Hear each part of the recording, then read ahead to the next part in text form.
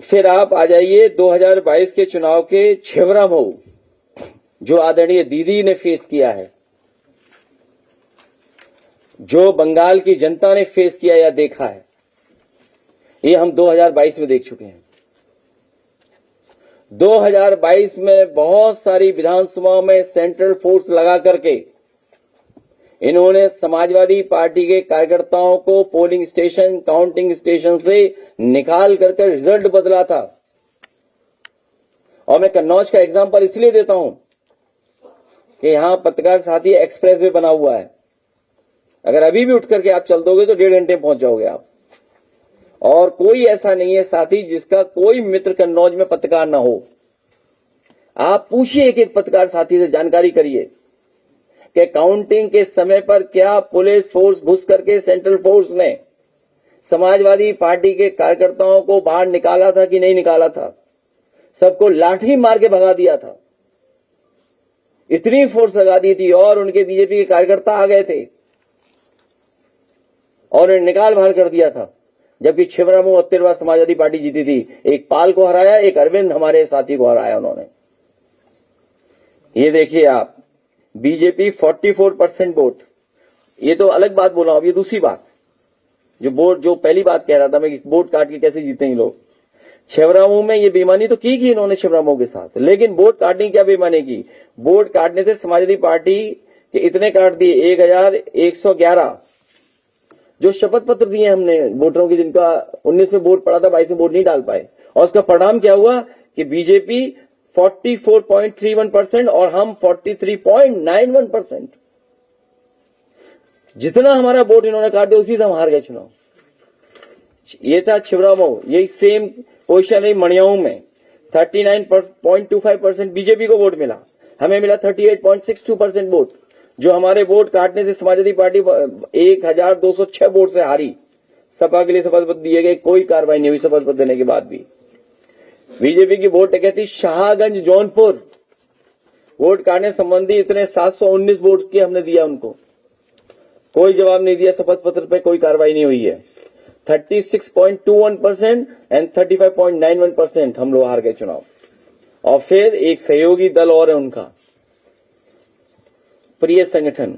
Slide change करते रहो, कहां पहुंच गए हम लोग। नेक्स्ट लास्ट, हाँ लास्ट, ये सहयोगी दल है। ये उनका मल्टी लेयर इलेक्शन माफिया जो सक्रिय का एक पार्ट है। ये भी 10 नंबरी जो कार्रवाई है, जो एक रंगी सोच की पार्टी का, ये भी एक तरीका है काम करने का।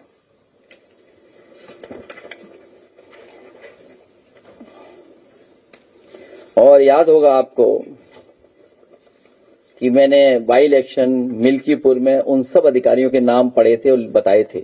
और आप क्रॉस चेक कर सकते हैं। अगर आप क्रॉस चेक करना चाहें तो आप पुनः क्रॉस चेक कर सकते हैं कि इनको पोस्टिंग दी गई थी पुलिस में, थाने में। और यहां तक कि पीडीए का एक भी सिपाही नहीं होगा, उसको भी हटाया गया था इन्होंने।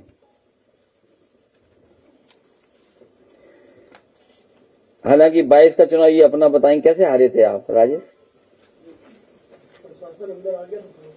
ये भी कितने वोट से हारे आप बताइए। आप कौन कौन अंदर आ गया था? देखिए आप खड़े होकर बता दो। नीरज मोदी जी के साथ थे, इनको भी निकाल के बाहर कर दिया हमारे साथ अंदर से। देखिए आज दोनों लोग बता सकते हैं। चुनाव में भी सब घुस गए थे, पार्लियामेंट के चुनाव में भी सब। ये देखिए, ये कोई अगर गलत बात हो तो बता दो आप लोग। हम अंदर थे तो खन्ना जी पहले आ गए थे वहाँ अंदर, जबकि हम लोगों को मना कर दिया कोई सुरक्षा प्राप्त नहीं जाएगा। और उसके बाद में वो लोग घुस गए बैग के पीछे जो डोर थे। ये एक रंगी सोच पार्टी का ये कारनामा है। अनरजिस्टर्ड अंडरग्राउंड संगी साथी जो आज भी खुफियागिरी मुखबिरी कर रहे हैं। जब इलेक्शन होता है तो अनरजिस्टर्ड संगी साथी हर बूथ स्तर पे खुफियागिरी करते हैं। जो खुफियागिरी की आदत उनकी पुरानी है। जो विभिन्न संस्थाओं का मुखौटा लगाकर धर्म, न्याय क्षेत्र, विद्यालयों, विश्वविद्यालयों, संस्कृति, भाषा, संस्कार के संगठनों, एनजीओ या परिषदों के रूप में देश को अपने स्वार्थ के लिए दीमक की तरह खोखला कर रहे हैं। इनके तार विदेशों तक से जुड़े हुए हैं, इसलिए आजकल ये स्वदेशी वाले विदेशी भ्रमण पर रहते हैं। इतनी बात तो समझ गए होंगे आप। और जो शासन प्रशासन करता है वो तो है ही, कैसे करता है। एक और है संस्था, मैं सोचता हूं दोस्त दूं कि न दूं, मन है तो दे देते हूं। अगर आपकी इतनी इच्छा है तो बात तो समझ गए होगे आप।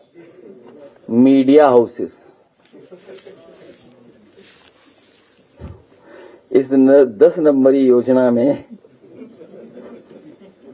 मीडिया हाउस का भी बड़ा योगदान है।